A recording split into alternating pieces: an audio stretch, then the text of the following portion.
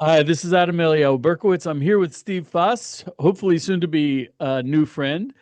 And Steve actually reached out to Israel 365 in reaction or response to an op-ed I wrote. So first of all, Steve, it's great to meet you. Uh, Likewise. okay, I'm a little bit intimidated by you, but that's I'll get over it. Yeah, you're I don't know, you're a good guy who's very active for Israel. So tell me a little bit about yourself, who you are, where you live, and what your connection with Israel is. I am what I give myself a title that catches a whole bunch of flack because I call myself a Christian Zionist. I'm a Christian, but I am also madly and passionately in love with not only the Jewish people, but the God of the Jewish people who has ordained them to be his people, regardless of what Christians say. So, Jane and I have been leading tours to Israel since 2017, primarily of Christians. We have been partnering with Israel 365 in a lot of different initiatives here in the Dallas Fort Worth, Texas area of the United States. And we just see that God is doing this miraculous thing. And to be honest with you, Eliyahu, it has nothing to do with Christianity or Christians. It's a part, a slice of the pie of the restoration of Israel, of bringing God's people back. We are what I consider to be the strangers and the foreigners who attached ourselves onto your coat and left Egypt. That's why there's so many mitzvot about how to deal with strangers and foreigners for the Right. Jewish people. That's You're us. you're touching on a huge issue. In the Torah, they refer to it in Hebrew as ger toshav. It's a resident alien, which so Yeah. many people unfortunately mistranslate as a convert. And converts are Jews, or there is Right. from Israel. Ger Toshav is a resident alien, and yes, there are a lot of laws. They're not aliens, they're not foreigners. They are part of Israel, though I would say adjacent to, partnered with, and they even have portions in the temple. Even though they can't go up to the temple mount, but there's a whole beautiful book describing the Jewish laws pertaining to this by David Katz that I wish I could find it and relearn it. So. If I can ask you something, it's something I ask Sure. a lot of Christians. Um, you say it's not really a part of Christianity, but I'm seeing that there's a huge um, revolution going on in the Christian world focused around Israel. Israel's acting as the catalyst. And we're seeing a division in the Christian world that we've never seen before. You have one side of the coin, which is the Tucker Carlsons and the Candace Owens and those people who they claim that their Christian faith um, demands of them that they reject Israel.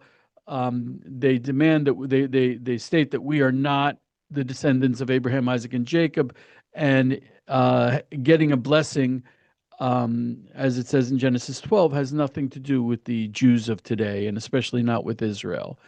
Um, would you say that's accurate that there's a revolution going on? No, I'd say that's totally accurate. And first of all, let me get back to Tucker and Candace. They are entitled to their opinion and they are entitled to be as wrong as they want to be. The dangerous part about that is if your crazy uncle, after two glasses of wine, says that, you'll think like, well, he's just a crazy uncle. But these people have clout with Christianity, and we naively think that if it comes out of their mouth, it must be true. It must be right. I mean, he's Tucker Carlson. That's it. And it's just not true. It's we're seeing from our side of the fence. You know how the whole Ahithophel and Hushai, like who's going to give Absalom the best counsel?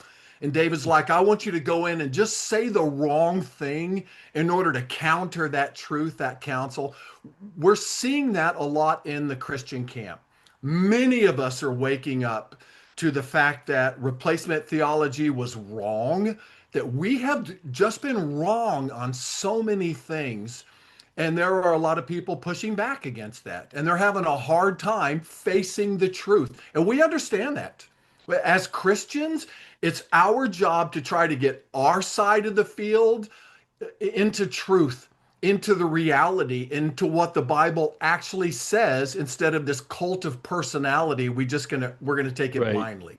Right. And I think a lot of that side comes from I think I see two major reasons. One is they're not seeing what's going on. I mean, if you have eyes, you see that prophecy is happening in ways that 100 years ago no one could have imagined. Right. That Israel is a reality against all laws of nature, against everything that history would have suggested, and here we are, and it's prophecy. It's prophecy, Yeah. and no one could have seen it. Um, and I think the second reason is um, a, a basic misunderstanding of the Bible. Right. They seem to think that chosen people means, haha, we think we're better. No, chosen people means we have a job to do. It's interesting. In Hebrew, it's called amzgula, which is zgula is an interesting word. It comes from the same root as the Hebrew word misugal, which means capable, which means we have a special ability to do a job. And I mean, we've kept the Torah for 2,000 years in exile, and we've kept it. We have teachings going back thousands and thousands of years. You look at the Dead Sea Scrolls, it's the same letters that I read in my Bible that's on my shelf. Right. And it took a special ability to be able to be that faithful. That And Eliyahu, if I can jump in here, you said something that is so foundational for where we are in error. The fact that we call the Torah the Old Testament. What? I mean, think about what's old about it, other than that it's thousands of years ago that God made these promises. There's nothing old about it. Nothing has expired. So Right. the fact that our whole view, and I remember talking to a pastor one time who said, I read the Gospels, I read the New Testament. There's zero reason for anybody to read the Old Testament. And I'm like, really? Not even the Psalm, not even Proverbs, wisdom, any of that? He said, yeah, yeah, all of that's just old.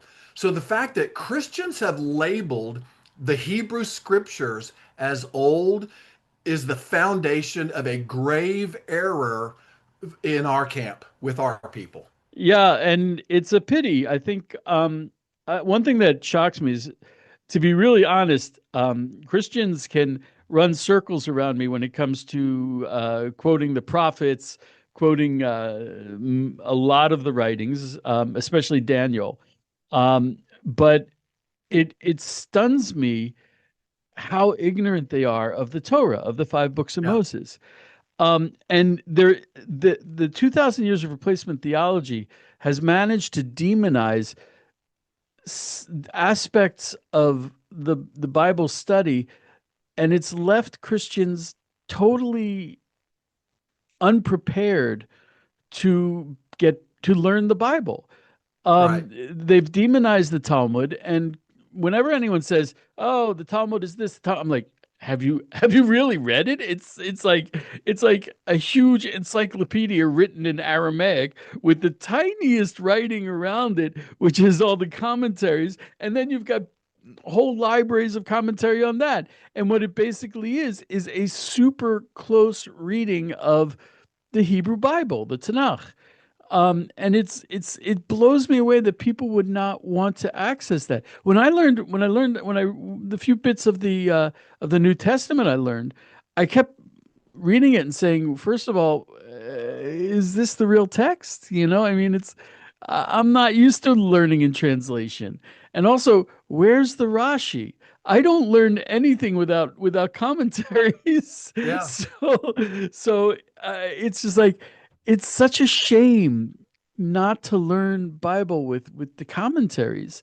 right. It's a storehouse of wisdom, and in order to distance Christians from Jews and Judaism, the church demonized it's like people talk about rabbinic Judaism, and I'm like, what is that? I have no idea what rabbinic Judaism is. I know that the rabbinic sources are hugely helpful to me. So I just think that replacement theology has really damaged Christians, has It really has. left And the. think about something. Here's the hypocrisy of this from the Christian side. Christians will look at Jews and say, well, you guys are reading Rashi and Rambam and Schneerson and all of those things. You shouldn't add to or take away. When we go to their field and like, well, what do you read? Oh, I'm reading Jesus Calling and I'm reading the John MacArthur Study Bible. We're doing the exact same things that we're accusing you of. We have all of these Christian study aids, the Galilee study aid of Jesus walking on water. What's the difference? Is it the Mm. source of it, really, if you think about it? So we need to actually just put down all of the propagandization that the Christian side has. And I think God's doing that. He's really working on us. This new thing is happening, and everybody feels it. The Jews feel it, and many Zionist Christians feel it. We see what he's doing, and his hand is in it. So actually, this brings me to the subject of our talk. The subject of our talk is getting to know each other and being buddies. Sure.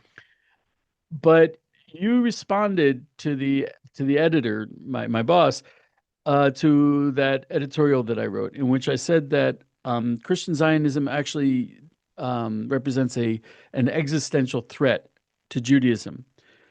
Um, and I compare it to I used to I was raised on the Jersey Shore, and I'm used to boats. And if you're and I saw a video once of a sailboat coming alongside a large tanker, and because they were in trouble at sea and they needed help, and it was just like that thing got sucked under and destroyed by the tanker. It's just, and I see that as as Christianity and Judaism coming closer, it poses a huge threat for Jews.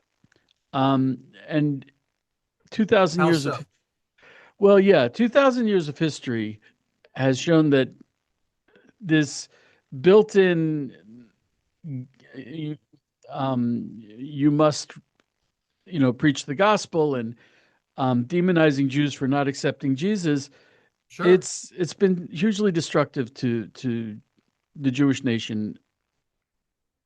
And so, for example, I remember 12 years ago, I wrote an article about Christians keeping Seder, the Passover Seder. Hmm. And it was my first real exposure to Christians keeping Jewish customs. And I was like, wow, that's really cool. And then I spoke to David Krupman, who has a lot of experience in this, and he learned at Oral Roberts University, so he knows both worlds. And he said to me, "Not so fast." And I said, "What do you mean?" He said, "Well, they see the everything is beautiful until they get to the four cups of wine, which is the blood of Jesus, and then they get the Passover offering, the Passover lamb, which is a sin offering for them." And I'm like, "But the Passover offering is a specific kind of Thanksgiving offering." And he's like, "Yeah." And when I grew up, there was no such thing as Yeshua.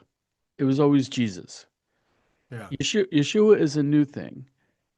And the Passover Seder thing is a new thing. And now you have Christians eating biblically. But just as the Passover Seder is not like the Jewish Passover Seder, eating biblically is also not the same as I couldn't I could not eat at a house where they don't keep kosher and they only keep eating biblically. Um, and Christianity, since it's a matter of faith, I had a dear friend, and he was a country guy, and his son went out and shot a deer. And I said to him, "But you eat biblically?" And he's like, "Yeah." He's like, "We did a cold slaughtering out in the field." And I'm like, "Oh, that's not kosher."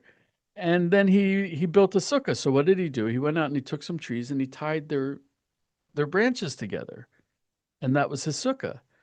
And I'm like, no, it's just because it's his faith. There's this built-in aversion to accepting the Jewish traditions. Like you'll have people they'll make tzitzit and they'll clip it onto their belts. I had a friend he printed up a Shema, taped it to his front door, and he said that's my mezuzah. And I'm like, and when we received the Torah at Har Sinai, it says in the Torah it says Na'aseh v'nishma. That's how we received it. We will do it, and then we'll understand. And there's an aspect of first doing it, and within the doing is an aspect of learning and understanding that you can't get just from your own mind. And when I learned um, when I learned Talmud and halacha and everything we learned in yeshiva, I was stunned at how deeply they went into everything. They would, every single letter, every single mark in the Torah, it meant something. Like for example, it says "Uritemotam," you will see it when it refers to the tzitzit, meaning you only have to wear tzitzit during the day because you can't see at night. Right. And that's something, I can't imagine learning Torah all by myself and coming to that conclusion. And it disturbs me that these things that are holy to us are being misused, which actually is a siren call for us to up our game and start teaching Christians better. Right. Um, so, the, and I'll take it one step further. I think, gosh, I know this sounds very prideful. I don't think when I was learning Bible, when I was learning New Testament, it blew me away that I read it one way and Christians read it another because they've learned their way to read it. And I'm like, well, if you understood Jewish law, you would read it differently. For example, they Yeah. make this thing baptism is not mikvah. I'm like, no, baptism is precisely mikvah. And there's a lot of things like if you understood Shabbat, you'd entirely read that section of Jesus in the field with wheat in a very different way. Right. And there's so many things like that. And for example, whenever Jesus heals a leper, what does he say to the leper? What does he say? He says to him, What? "Okay, now go to the priest Right. because that's Jewish law." And Right. why does he heal the leper? The only reason to heal the leper is so that he can go to the temple. So otherwise, it's not so nice, but it doesn't really stop him from doing a lot of things. He can stay in his house. But the one thing he can't do is go to the temple. Right. And Jesus, and also in the laws of what we call tzara'at, leprosy, it's like you don't have leprosy until the priest says you have leprosy. Right. Meaning you can be walking around with white hairs all over you and you're fine. And then as soon as the priest goes to you and says, "Oh, you have leprosy," well, now you're not fine. You're impure. So that's why Jesus says, "Go to the priest." But if you don't learn Jewish law, you'd never know that. So I think, So here's my question for you. And I agree on 99% of everything. We really do, to be okay, honest with I'm sure we you. do. Here's the 1% that we disagree on. Because you used the word dangerous. Yes. These kind of things are dangerous to the Jewish people. I see it as how can I hold on. I Okay. see it as okay, these people are in error. So what do we do with them? Do Right. we figure out a way to teach them Torah so that they can see and get their mind expanded like, oh, I never saw it. Everything that you said right now, Eliyahu, I hope 1,000 Christians watch this video to where they think, oh my gosh, I never thought about the weed, or I never thought about the Seder. I never thought about those things, and make them, inspire them to study, to go back in there. Hmm. I don't see it as being dangerous at all. Okay. I see it as the way I taught my kids how to ride a bicycle. They're going to wobble and run into it and fall down. But you know what? We have to stay with them and bring them along.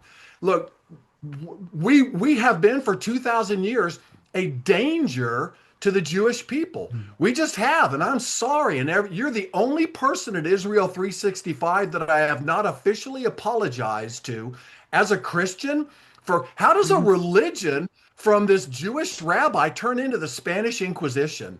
What Right. happened here? I mean, and I get that, and we're owning it, and we're saying, "I'm sorry." By the time we get your forgiveness and our accountability, now we can get some real work done. The reason Jane and I, my wife, teach Torah to Christians, that is what's going to expand their knowledge and their understanding of away from what I call, and the Christians hate me for this, the cult of Jesus, because it really has become kind of a cult, to an understanding of Hashem and his ways that are unchangeable and brilliant and perfect. And you can only see those things in Torah. That's the foundation when you go back there. So that is not so much a problem for or danger for Judaism. If anything, like all of replacement theology, it comes from a very unhealthy place. It comes from saying I know Yeah. better, and I think what's a built-in mistrust of Jews that the church Yeah. has been very careful to build. Um, the problem is it can lead Christians to sin that they're unaware of. I had an online discussion where I said to people, it's like Christians have becoming more Judaicized in my lifetime. The whole Yeshua thing, the whole there's a lot of things that they've taken on Jewish customs, traditions, and even started to use Jewish terms, Hebrew terms. And Is that one a of good them, thing or a bad thing? well, that depends. It's a good thing if you actually learn what the term means. Um, Yes. um, Yes. the problem is they get half a story and then they go off out into the weeds somewhere. Where it can get tricky is when you do something that can be a sin. For example, I had an online discussion where I said to people, look, if you speak to an Orthodox Jew, something that stands out very quickly is I don't say God's name in Hebrew. I say Hashem. It's Baruch Hashem. Yeah.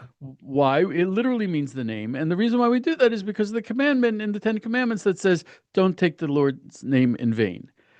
And so we don't even try to say the name Yud K Vav K. It's a hey Yeah. and not a K. Yeah. Um, and so when I'm in dialogue with Christians, and even when they say YHWH, which is really a nothing, it's a bad it's a bad attempt to spell in English a word in Hebrew that they can't pronounce. I can't even pronounce it anyway. Um, but it hurts me. It's uncomfortable for me because Why? I'm not even used to trying to write out the name of God. It's like if I wrote a letter to someone who was Jewish and I wrote Yud K Vav K and I wrote it out, it would be like, wow, that's kind of jarring. We don't do that. So when I dialogue with Christians and they write WYHWH, I know what they're trying to do and it's uncomfortable for me. Um, Why? because you're attempting, you're coming closer to writing out the name of God. And we don't do that. It's it's Yeah. to- it's totally okay. But let's say that Christian learns how to write Hebrew. And instead of writing YHWH, he actually writes out Yud K Vav K in Hebrew. Or even just cut and paste from Sfaria or some other Hebrew whatever, then he has done a sin. And it's a pity for him. And just for the sake, and I asked people, I was like, just for the sake of dialogue, to make it comfortable for me. so that I'm not jarring on, oh my gosh, they're doing something. And they refused. They said, you're taking away my ability to call out to God in his name. And I'm like, but you're not taking into account what it is you're doing. And there are a lot of examples of that. Um, Sure. and I think this concept of Naseh Nishma, first do it. I remember the first yeshiva I learned in, Mechumayer, the head of the yeshiva of Dov Bigon, he said that how did he start being religious? Because he was raised not religious in Israel. He said he went to a religious community and he was a monkey. Whatever they did, he did, and he made some mistakes. Like he noticed that everyone was bowing before they went in. It's because they had a low doorway. It's not because of it, you know. Um, but and I mean, some of it looks really confusing, and then it's like washing your hands before you eat bread, the blessing before, the blessing after. Just do it. Just do it. The biggest example I can think of this is Shabbat. Is Shabbat. Shabbat, first of all, I think the most horrible thing that was ever done to the Jesus movement was when Constantine changed the Sabbath to Sunday. Yeah. People do not understand how much of a blessing Shabbat is. It's the best thing you could ever do for yourself. I mean, occasionally I miss shrimp scampi, bacon smells good, but there is zero temptation to stop keeping. I know chain smokers who can't go, an hour without a cigarette, but come Shabbos, they put it aside, they don't miss it, because Shabbos is so good. Yeah. And the thing is, you have to just do it like a monkey. And it's so, I mean, if you wanted to wait until you absolutely understood all the laws, you'd never get there because it's huge. It's huge. Um, and if you do it like a monkey, then when you do the learning, you'll be like, oh, now I understand because doing it is part of the learning. It's part of the understanding.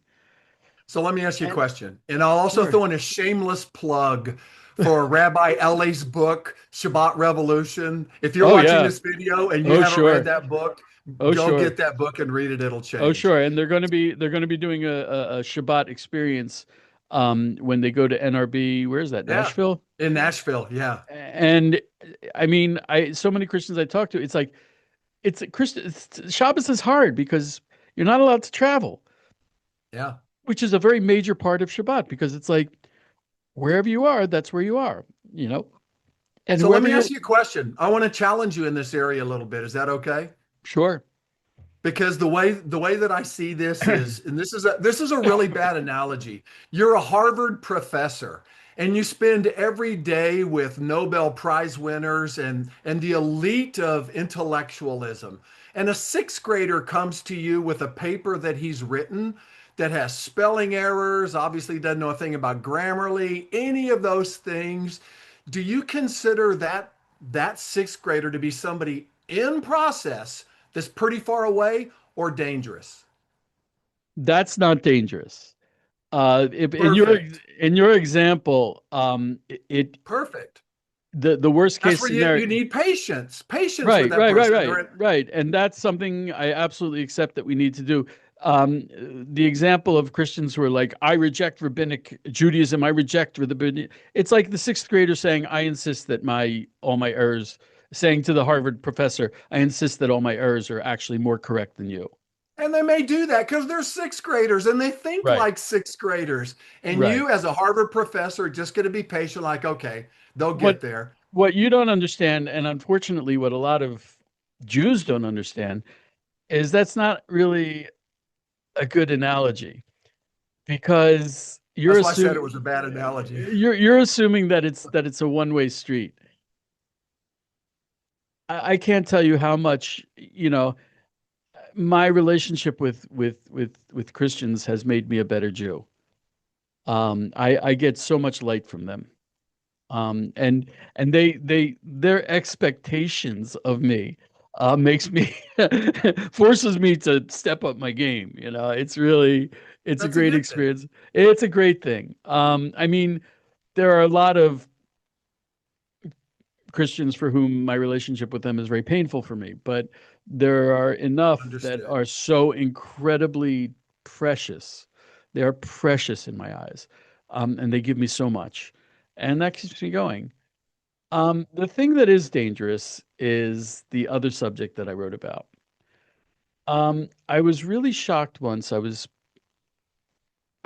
talking to a guy, and he said, "I'm the tribe of Ephraim."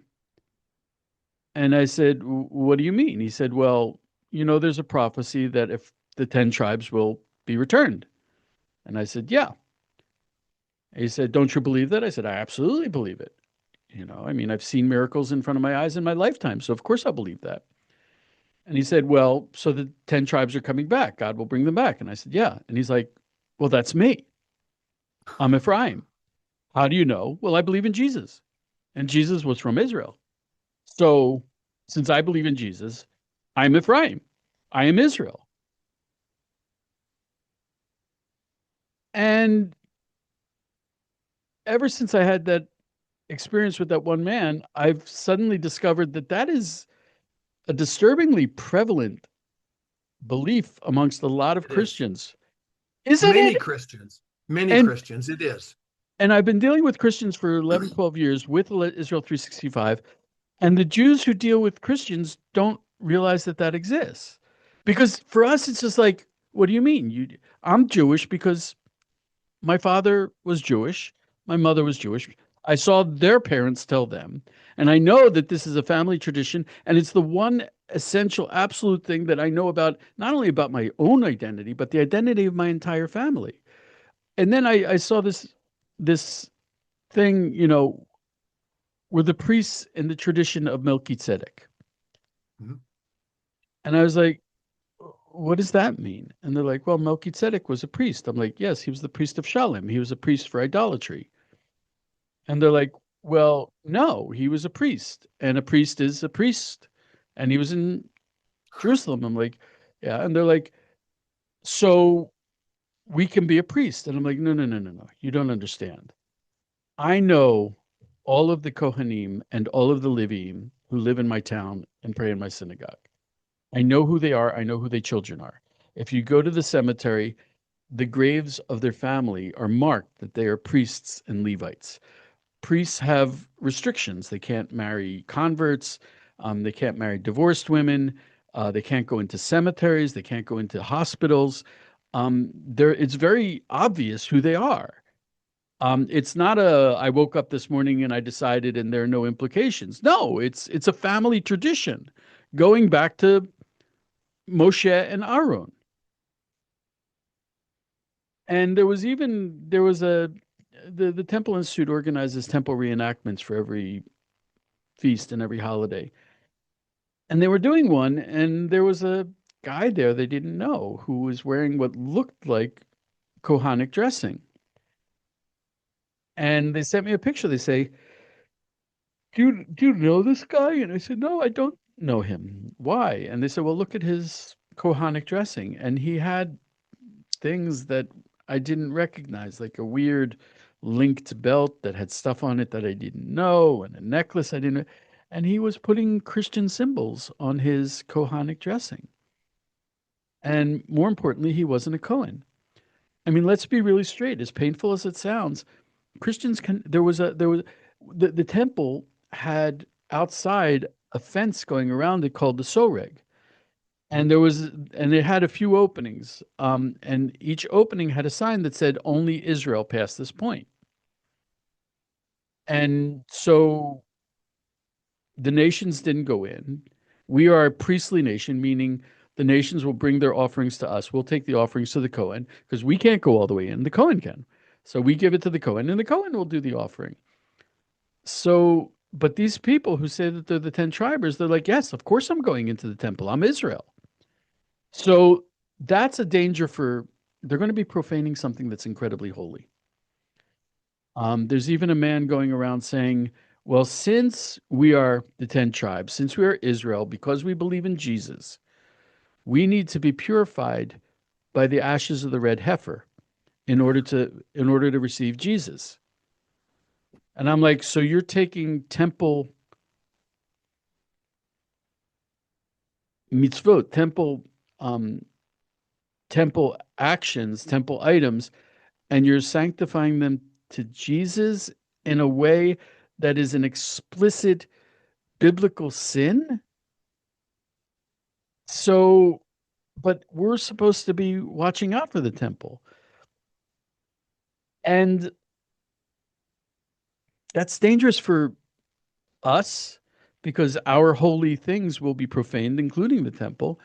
And it's also Right. dangerous for the Christians who do that. And they're just, because they've never been, because they have such an aversion to rabbinic Judaism, to rabbinic traditions, to Jew, they think that they just can't trust Jews in anything. And because they've been indoctrinated to whatever I believe, that's what I believe. And it's all about belief. It's only about belief, so that's okay. And it's not belief. I'm not Jewish because of my belief. I'm Jewish because I'm in the nation of Israel. That's not a matter of faith. So this 10 tribers thing, I think, is a huge threat to Christians who believe they are from Israel. Uh, Agreed. and it's also, I think, a threat to the Jews, to the Jewish nation. Because if Christians start doing that, well, all of a sudden we could have 20 million people in Israel who reject rabbinic Judaism, who believe in Jesus, which is okay for a non-Jew, but it's expressly idolatry for Jews, and it's forbidden to us. Right. But it would also just, you come back 10 years, there is no Jew. All of a sudden, we're a new form of Protestantism Hold because on a there's just, second. I have to stop you there. That's super profound. Do you think that's actually an option? What you just said? Seriously now. no. But man to man, do you think that that's even a possibility? But those words came out of your mouth. As a Bible believing servant of God to another Bible believing servant of God, no. Thank you. See? So There's hold on a there second. I don't want to minimize when you use the word dangerous. I'm not naively sitting here saying, look, there's nothing that's dangerous that's out there. There are some very dangerous things. When I meet a Reformed Jew who says, I don't even believe there's a God, I don't think that's dangerous. Hashem's going to reach out to him. When I talk to Orthodox Jews for Palestinians, for Gaza, who say, I'm a Jew, I'm born here, and there needs to be a two-state solution, and we need to stop killing Palestinians, where that's dangerous. So I'm yes. saying when I see Yes. rainbow LGBTQ Jews marching in Tel Aviv, that's dangerous. So I understand. I'm not saying that there's nothing that's dangerous. I'm just saying we need to pick and choose our battles. If a guy's a sixth grader and he believes whatever it is, he's wrong and he'll get there. And I have to pray, how can I help him see truth? How can I not be offended?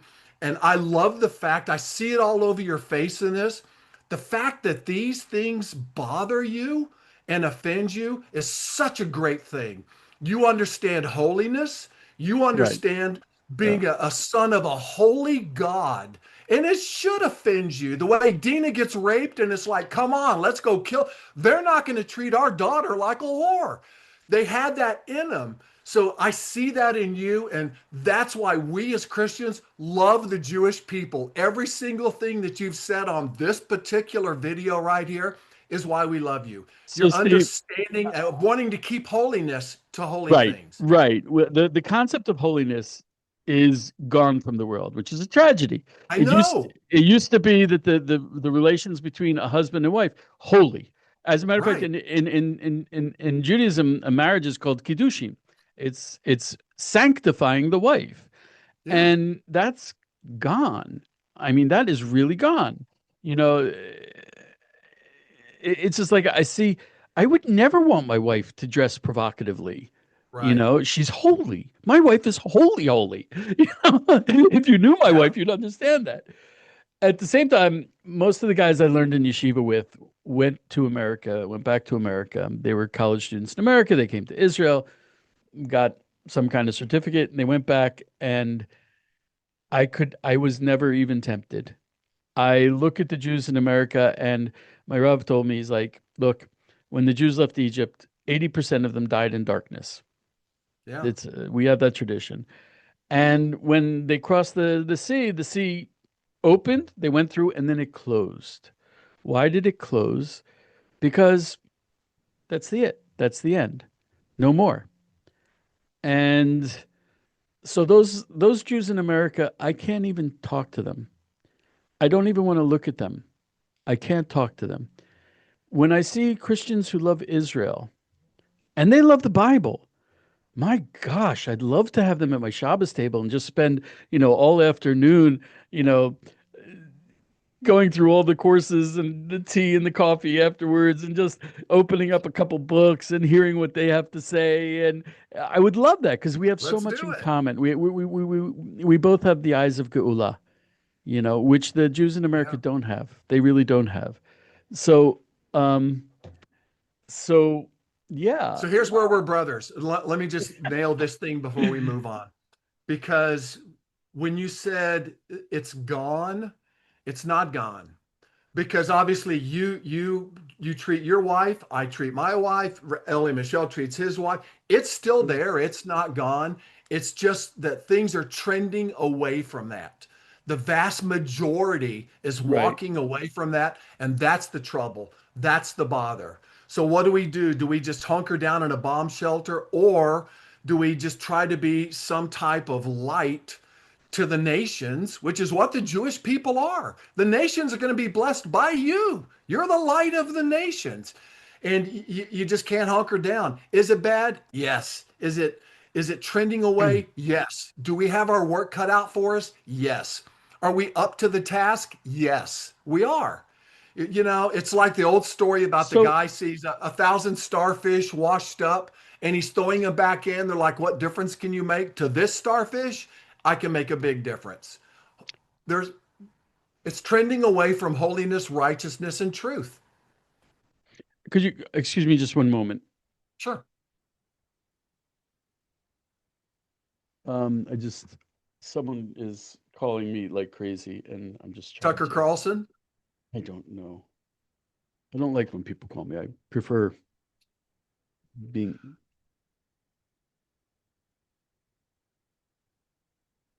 I don't know who's calling me. Candace Owens must have heard we were talking about her, so Yeah. she's got your direct line. I love this so much. I love this Anyway, conversation so much. um, so I need your advice. So Okay. let's take the easy one. So how do I convince Christians to even just sit and hear what the rabbis have to say about the Bible? Even if I pull out a Talmud or a Midrash, how do I get them to hear it? It's easy. Well, it's not easy, but the solution is being tried and true and tested by Israel 365. You guys have the best. I hate to even use the word evangelism or reaching out, because that's such a nasty word. It really is. Oh, and But what I'm saying it's is, absolutely forbidden for me. I know, I am but think about something. Rabbi Pesach is doing Zoom calls. Mark Fishman is. Rabbi Eli Michelle, my wife and I go to his teachings all the time. We sit there. He's gone through Samuel. He's gone through Judges. You have the capacity to partner with people like us. Say, Steve, can you put together some Christians? Let's meet on a Zoom call that are interested in learning truth. They may agree, they may disagree, but we'll still be friends and have mutual respect. But at least we're on a Zoom call together. We can well help you with that. If you want to do it, I'll put the together some Christians who the I good wish were on this call. the good thing that came out of this is I've always been very reluctant to teach. Um, just because What? for a lot of reasons, I've always been very reluctant to teach. Even when I write articles, I don't know if you're aware of this, but one of the rules of journalism is you take yourself out of the article. Yeah. You know, I had a very, very good editor when I first started working at Israel 365, and she would always rip me to pieces if I editorialized. She's like, "This is a news article. It's not editorial." Even if I'm doing it from prophecy. But this recent experience has kind of pushed me into the position where I'm going to start teaching, and there's an opportunity. Good. Yeah, there's an opportunity. There's a Rav Melamed, Rav Eliezer Melamed from Har Bracha, the Mount of Blessings in Samaria in the Shomron, who is the Rav who oversees Hayovel. Yeah. Um, and he put out a book that teaches mitzvot, that teaches what do you do to be a Jew. And we at Israel 365 partnered with him and produced the book. And one of the things I got very enthusiastic about it, especially considering these revelations I've had recently. And I'm like, okay, so if they're doing it wrong, you got to teach them. My, I mean, yeah, I'm not. I just, oh gosh, they're. In I'm America, we do this. okay, Yeah. There you go. because I never wanted to be a rabbi. I hate when people confuse me and say, "Oh, you're a rabbi." I'm like, no, no, no, no. I mean, technically, it's true. I have a certificate, but I just, first of all, I, if you knew who my rabbis were, it's just, I am not even on the same planet. They are the rabbis who taught me. I have no idea how they became to be who they were. They're amazing men. Um, and I'm not there. Um, What if this and is your burning bush moment? What if this is your moment to where you get to decide, do I just want to be a shepherd in Moab for another 40 years, or go back to people that are stiff-necked, they're not going to hear me, they're always going to piss and moan, where's our water? Where's our food? Did you want us to kill it? What if this is your burning bush moment? And you're being led to, because when I heard you say like you don't like to teach, come on, I got to call BS on this because I read no, your really not. articles. They're the Really great, not. well, you don't like teaching in person. Your articles are the most educational, fact-filled, history-filled, big picture articles there are. So you do love to teach because you love to write and you do it well. But what if your next level is now I'm going to send you back to the people building those pyramids, thinking they're slaves, griping, and you're going to lead them. Even if Well, it's just 30 crazy Christians or whoever. what was Moses' response? He's like, pick someone else, not me. See? You I know, know, and which is I, you I, right I, now. I so relate to Yonah. Yonah, Hashem says, hey, you gotta go do this. And Yonah's like, I'm gonna take a See cruise, ya. And I can relate to that.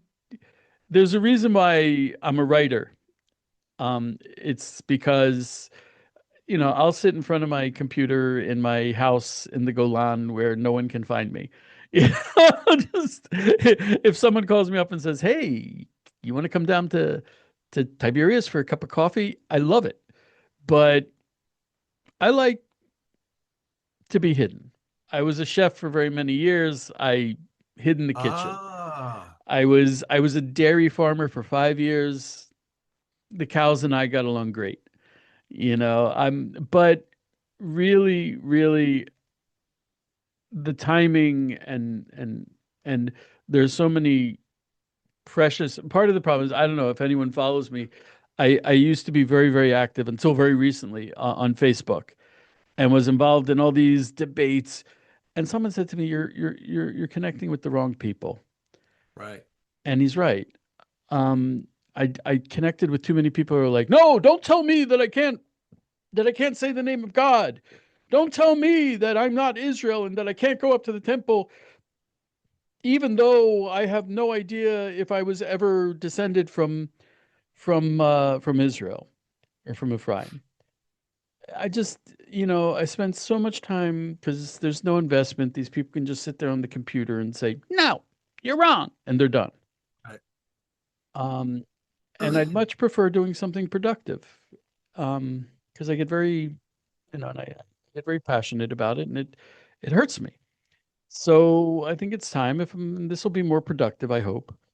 Um, People who want to learn, And people who are already in the seven Ishma will do it and then will understand it, headspace. So I am looking forward to that. So here's one of the Um, reasons why Christians are grabbing your coattails now, because we're not getting it in Christianity. I have attended mega churches, I've been there. It's all propaganda fluff and no meat.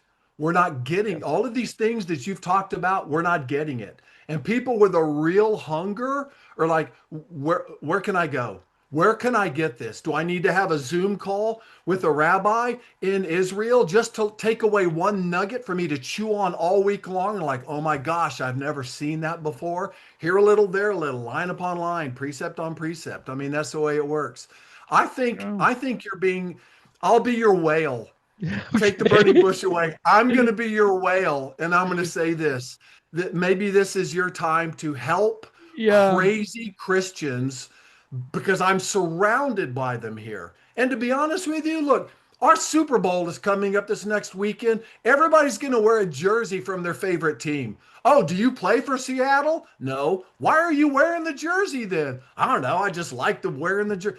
Christianity and Judaism is the same way. There's lots of people wearing the jersey. They don't play for the team. They can't even throw a football, but they're wearing the jersey. Maybe it's our job to get them off the bench and get them in the game. maybe. And to be like I said, the Christians who I don't want to talk to American Jews. I have no desire. Leave that to They're us. they're ship. Yes, We'll yes. take them. We'll I take them. tell I That's tell my Chris- sweet spot, Eliyahu. That's my sweet spot. I talk to them all the time, I and I have tell these hardcore debates. Yes, I tell the Christians who I connect with, I'm like, I want you to embarrass them. I want you to shame them. You know, Rav Tuli told me a story of how once he was flying back to Israel and he was sitting next to a Haredi guy, a guy wearing black, a very Orthodox Jew. And it wasn't El Al, and the stewardess was wearing a gold cross. And she walked over and she looked down at the Orthodox Jew, at the Haredi. I mean, Rav Tuli is also Orthodox. He said to the Haredi guy, she said, "Oh, are you Jewish?" And he kind of laughed. He said, "Yeah, why?" And she said, "So you must know all about the red heifers in Israel, in Shiloh." And he said, "I have no idea what you're talking about." Wow. And and Rav Tuli just laughed. I call it getting 126th. Psalm 126. Then the nations will say, "How wonderful it is what God did for you." Yeah. And that wakes us up. So I want the Christians. And what's interesting is the red heifers, they've been in Shiloh for a couple years. And for the longest time, and spoke to the people who run the center, for the longest time, it was almost only Christians who went to see the red heifers. And I went there last week and they said, "Oh no, now a lot of Orthodox Jews are showing up against the expressed wishes of their rabbis." And I think it's because and when the 10 from the nations grab hold of the fringes of the Jews, it's not to get pulled into Israel, it's to pull the Jew in. It's because I mean, you read Exodus, you're like, why did he pick if this is the top 20%? These are the best of the best, the guys that and they seem like such schleppers and they're always backsliding and they're all yeah, because when God calls, you don't want to go. And when these people say, "Oh, I'm Ephraim," I'm like, that's an ego thing. If you want to serve God, you got to get your ego out of the way. It's Yeah. all it's all about God.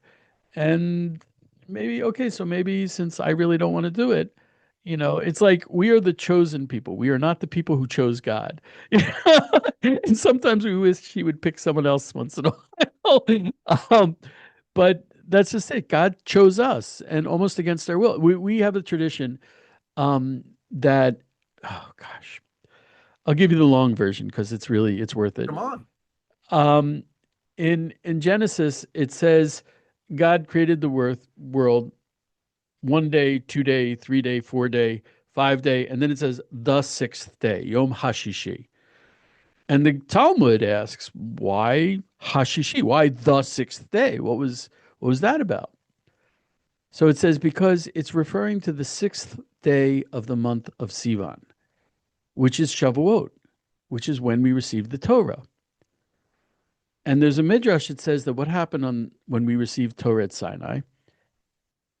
It says in the Torah that Am Yisrael, when we were at Sinai, we stood betachtit hahar, which means at the base of the mountain, but it literally means under the mountain. Meaning, what happened on the sixth day of Sivan when we received the Torah? God held Mount Sinai over our heads, over the heads of all Am Yisrael. And he said to them, look, I've got this thing called the Torah, and I've been waiting to give it to you since the sixth day of creation. And if you accept it, wonderful. And if you don't, well, my fingers are feeling kind of slippery right now. And I'm going to drop this mountain, and you'll be destroyed. And the entire world will return to the pre-creative state. And I'll try again, because there's a tradition in the Kabbalah that there were several attempts at creation before he finally arrived at our reality. And so we really had no choice to receive the Torah. God kind of threatened us, and it was coercion. And I feel that every day. It's like, I mean, I feel very blessed, but at the same time, it's not something I would have necessarily chosen, So let me ask you this. and That thing that you just said, which I find fascinating and full of truth, do Christians need to hear that?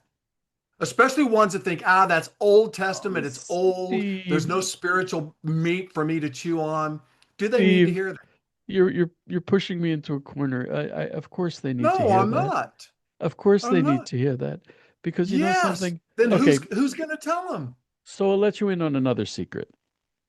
Okay, when I was first exposed to this 10 triber thing, it Yeah, was it was pretty horrifying for me. And I see it as polite replacement theology. It's like saying, right. oh, we're also in the covenant, but we'll let you be in the covenant too.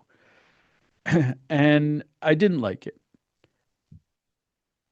But I've had this interesting experience over the last 12 years that I've been writing and connecting with pro Israel Christians that for a Christian to be pro Israel is against their theology, against the classic Christian theology. It's Right. against history. It's illogical and really uncomfortable. And they go through a lot. Most of these people have left their churches. Um, and I ask, why do they do it? Well, I started asking them, and I noticed every time I wrote an article about at home DNA tests, or I wrote about the Marranos, the Jews who were forcibly converted and who were secret Jews, the crypto Jews, um, that I would get huge responses. A lot of the Christians who are pro-Israel, like an inordinate percentage of them, have Jewish ancestry. Right. I'm not saying they're Jewish. I'm saying we have this amazing miracle that it just blows me away. It's something that's just it's like it's a miracle. You look at it, you're like, well, that's kind of like, hoverboards in Back to the Future. It's just like, where? Wow. The DNA test, the at-home DNA test, that you can go like this, send it in the mail, and then you know who your ancestors were. That's insane. Yeah. And a lot of these people are finding out through this that they have Jewish ancestry.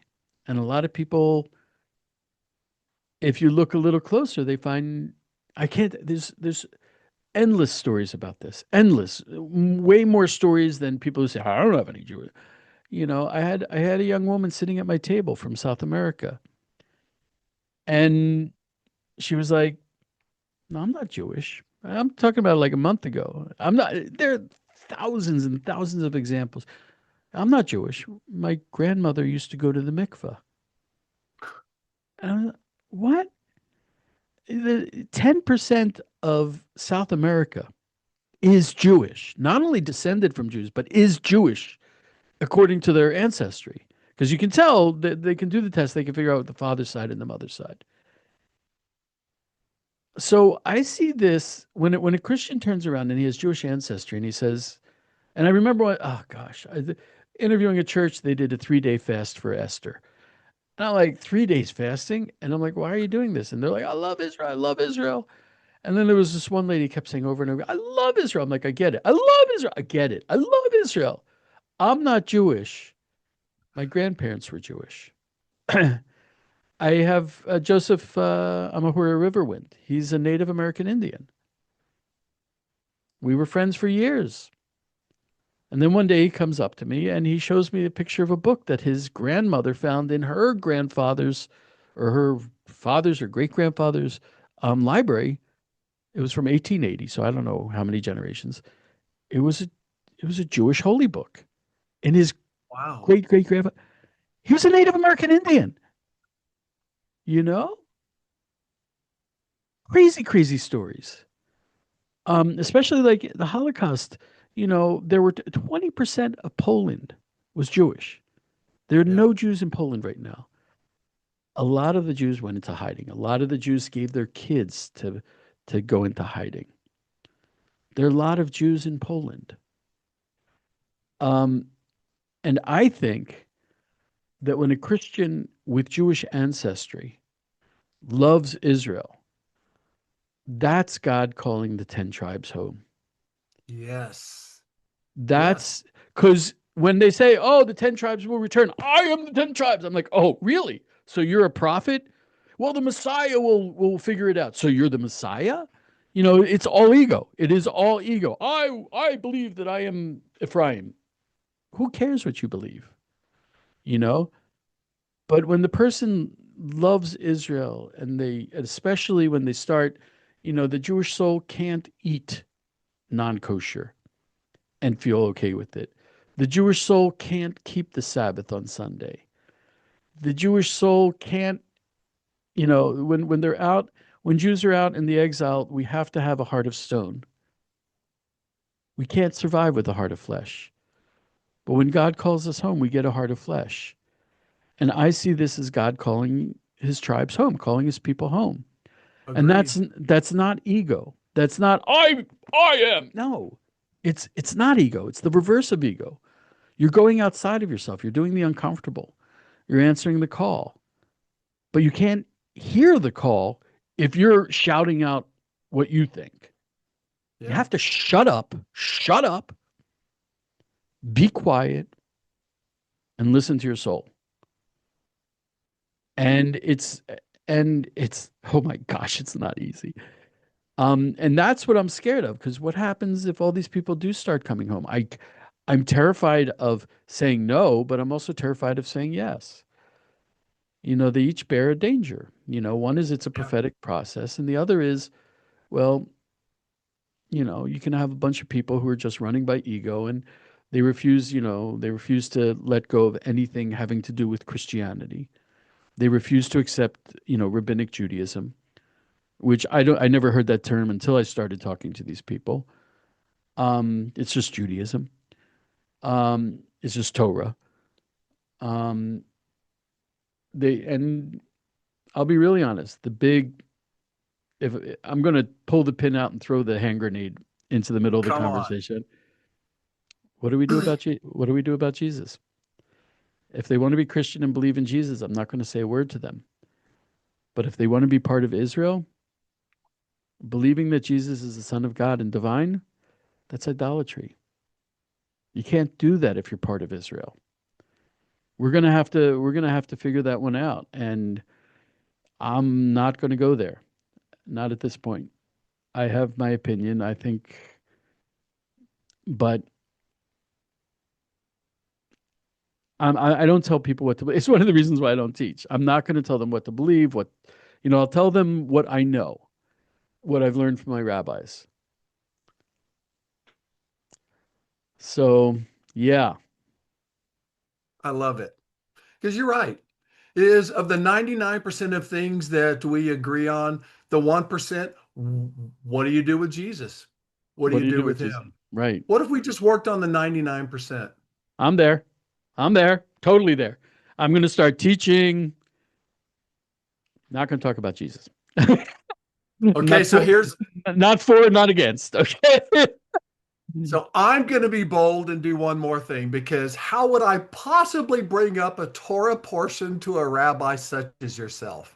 Please, But please, please. recently, hold on, we just read Jethro is what we call him here in Texas. Jethro, Keturah, and the boys come and visit Moses. Moses is doing it all, and Jethro says this: why don't you take some really good men that know things, that sit in the Harvard lounge with all of the Nobel Prize winners. Put some over 1,000, put some over 100, but put some over 10. What if Hashem is saying, okay, Rabbi Eliyahu, you don't want to do it? Let's put you over 10 for Okay. now. All And right. Yeah, great. then graduate to there, and then we'll get you to 1,000. Because I don't see anywhere in the Torah where it says that they didn't like earn promotions or 500 was too many for you. Let's get you to. I don't know. I don't know about that. But And, it's clear to me, a man with your knowledge, understanding, skill, heart for the Torah, for Israel, for the Lord, for Judaism. How do we keep that? How do we keep that guy in a cave? How do we do that? I would rather have 10 true students than 1,000. Boom.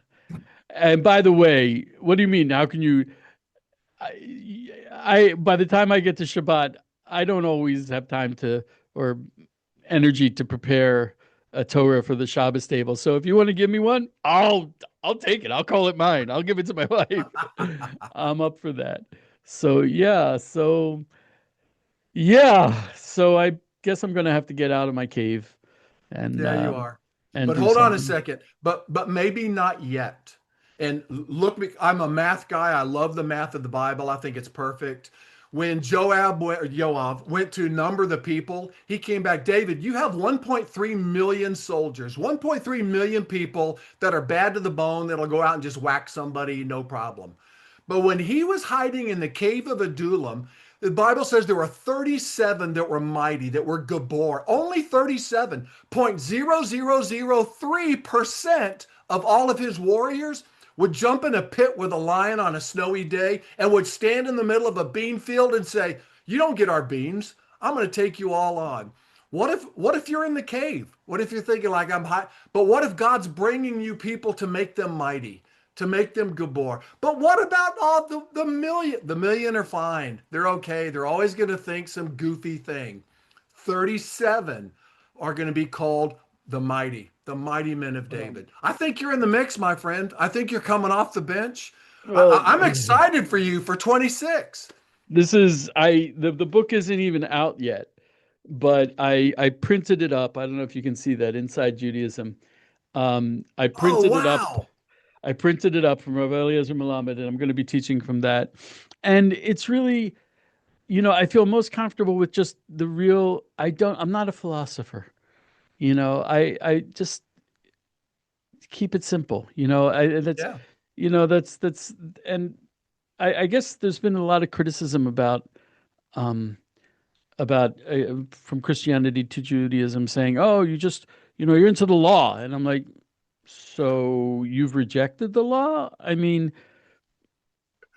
it's like your father says, don't, don't, don't do this. And then you go and do it. And you say, but no, he said, don't do that. You know, it's really very simple.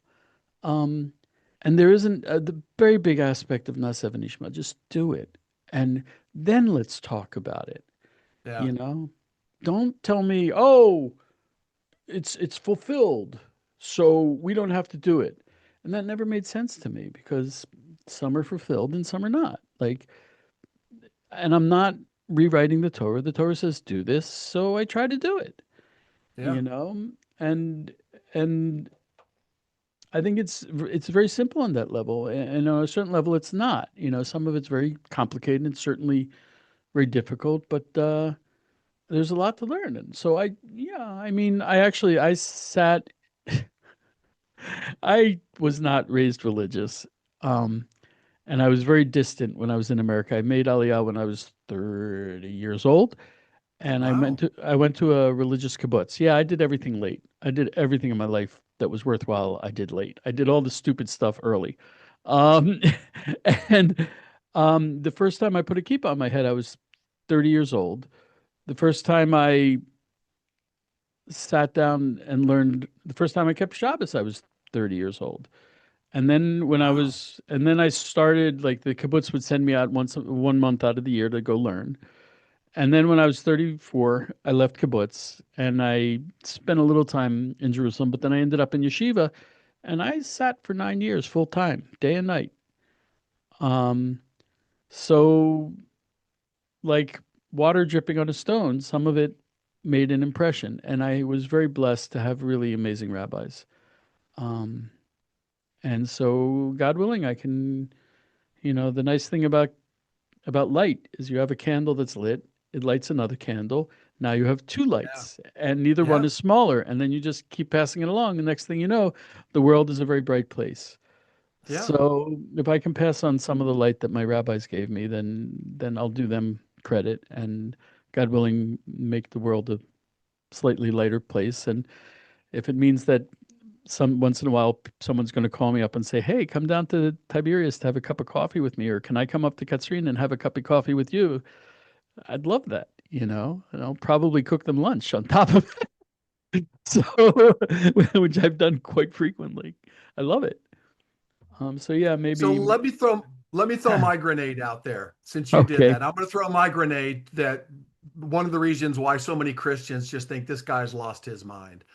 You know this, but the Christian church in America is coming to the realization that we've been duped. We've been duped. We've come to understand that rock music with smoke machines at 130 decibels is praise. We've been taught that, some of the snake handling sham ministers, whatever it is not true Christian. We're waking up to the fact that we've been duped. And you're And using now and we're getting you're losing your young people because of that. Yes, exactly right. But we're Yeah. not going to lose them because you have a candle and I have a candle. Yeah. And like, who's the sixth grader with the piece of paper that they're convinced is Shakespeare, is a work of art? Who is that person that can sit at our feet in the cave of Adullam and become mighty? But it's only 10. But it's 10. But it's Yeah. only five. See, it all starts somewhere. I think you have a greater impact than you give yourself credit for. You just do because I read your works and I don't know the reader count on some of your articles, but I would imagine it's in the thousands, if not tens of thousands. It used to be much more, but these days, if you're pro Israel, pro religion, pro Right. Christianity, pro Trump, pro the especially if you're pro Israel, then the algorithms put you in the dumpster. It's really that's where we are. So I used to get much more. We used to get about 1.25 million, 1.5 million. We were views a month, and now we're down to about 200,000 or 300,000. It used to be much more. It was like I was. Because truth offends. Truth offends people. And it puts them at a moment of decision. Am I going to walk away because I disagree? Or am I going to just sit beside still waters and think, okay, what is the truth here? Where am I going? What do I need to learn? What's my next level look like? All of those things. Well, And most people don't want to go through that growth because growth is painful. That's why your biceps hurt in the gym until 3 days later you got, wow, my biceps are growing. and at the risk of sounding like a conspiracy theorist, there are powers in the world that have a great deal of influence Amen. who know who want us to go down a bad path, Right. um, and they have the tools, and that's horrible. But I don't believe that. I've seen so much bad in my life that just went away. I live in the Golan. People are like, "Isn't it dangerous?" I'm like, "It's the safest place in the world." Right. I'm like Syria. Literally, Israel did not have to shoot a single bullet into Syria, and it went away. Not Yeah. only now, but even even before they had their own problems. They were running a civil war. They were not a threat. I live in the Golan. This side of the Golan was the quietest place during the war. Um, if God, and Egypt used to be the big threat. Now it's Yeah. gone. Yeah. If Hashem doesn't, we're going to win the war. That's another Yep. nice thing about prophecy. We're going to win. We know what the end is going to be. It's a question of recognizing it when we see it, and it's all a question, also a question of where are you going to be standing when it happens. Yeah. You know, not only do we people miss the thing about prophecy, it's not only what's going to happen, it's like, well, what are you supposed to be doing? It's like if you read the Bible, I mean, even just the simple reading, it's like, okay, Israel is God's people. He brought us back. God stands with Israel, and we're seeing it now. And so you are against Israel? Are you are you okay with that? I Where's know. that? Well, how's that working out for you? Iran. Iran was, you know, Iran was the big threat. They were destroying this whole side of the world. Now they're almost gone. Well, I just saw something today that was one of the people in the Islamist regime in Iran said, "In 1 month, Donald Trump will be dead. In 1 month, Donald Trump will be dead." Okay. Actually, I'm going to write about this tomorrow. What's in 1 month? What's going to happen in 1 month? Purim. Yeah. Haman said, "I'm going to kill all the Jewish people in Mordechai on this day." Of course you are. Okay. Of Yeah. course you are. And that tree, that gallows that you built to hang Mordecai, guess what it was used for? So, okay. I think that, it looks like the powers of evil they're organized and they're dead set against us and they don't play fair. They don't even play nice. Okay. Not a problem. And maybe that's why, even in today's Torah reading, where Moshe wrote, Amalek, Hashem is going to fight against Amalek forever. Right. Forever. Right. We just have to decide as this war rages, are we going to sit in a coffee shop and carry out Shmonah just thinking how great it is? Or are we going to be on a Zoom call, be in the fray somehow? What's our part of this? It may not be great, but it will be noble I want to and it will point be out truth. I want to point out that Moshe, he couldn't hold up his hands for the battle. I can relate. Okay, I'm tired, but I got to keep going. When I was a chef, I was looking forward to retirement. I can't really see myself retiring now. Yeah. Just Can there's I be the your her? Can I be your her? Just sit Sure. on that rock. Sit on. Next time we do a Zoom call, your office chair is gone. Just sit on a rock, and I'll I just hold up one of your hands. I've been blessed with a lot of people who are, I mean, just really, if I can reach, 5 people, and it's like it's not I'm just throwing stuff at them. Yeah. They're shining light right back at me. And that's what makes it possible. Otherwise I would have given up a long time ago. And I keep thinking, thank God I was born when I was. Because if I'd been born 100 years ago, I probably wouldn't have made it to Israel. Yeah. And I would have been inundated by a Christian world. And until recently, Judaism had a Torah had a one-way door. It was out. You couldn't. People never came back. And now there's this. You know, I the first time I met converts was when I came to Israel, and I'm like, "You converted?" Why? Why would you want to be Jewish? I've been trying to hide my Judaism my whole life, and I used No to hang more, out. my friend. Yeah, and it's just like it's a different world, and thank God. Yeah. And so we're going to be seeing amazing things. We're seeing amazing things, and things that there's no precedent for. There's never been stuff like this. We're living in such blessed times. We really are, and thank God that'll keep me going too. I may not. I may not, I was very blessed to take my parents to the Western Wall for the first time in their lives when I was 30 years Wow. old. It was a huge thing. It was a huge thing. My father grew up in a world without Jerusalem. My grandfather grew up in a world without Israel. I grew up in a world without the third temple. God willing, I took my sons up to the Temple Mount. I said to them, look, and if you look at this generation in Israel, these 120% showed up to do reserve duty for the war. When you look at this generation, this is the generation of Messiah. The Yeah. Israelis, they are the rest of the world is looking at us, and if I had raised my kids in America, my sons wouldn't know whether a boy or girl, but the Israelis, they're like, you know, I see, soldiers in the hospital, their legs are gone and they're dancing. They're Yeah. dancing.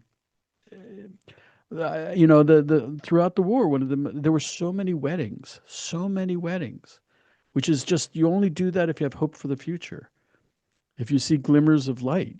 And we're there. And that'll keep me going too. God willing. God willing. So So are we still in disagreement?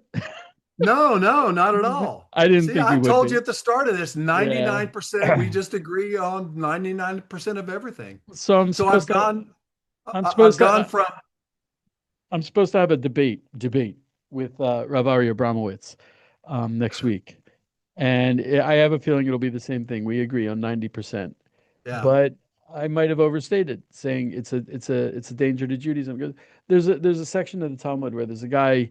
He's a great sinner. He's a great sinner. He does these sins that he does over and over again, and one day he realizes that he doesn't want to sin anymore.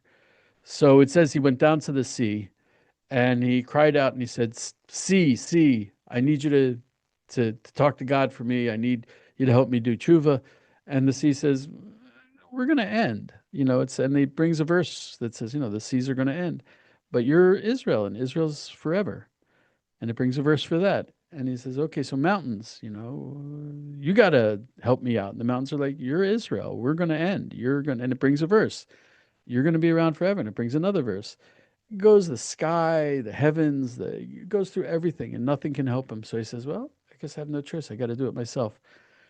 And he puts his head between his knees and he gives a groan and he dies. And he went straight to heaven. And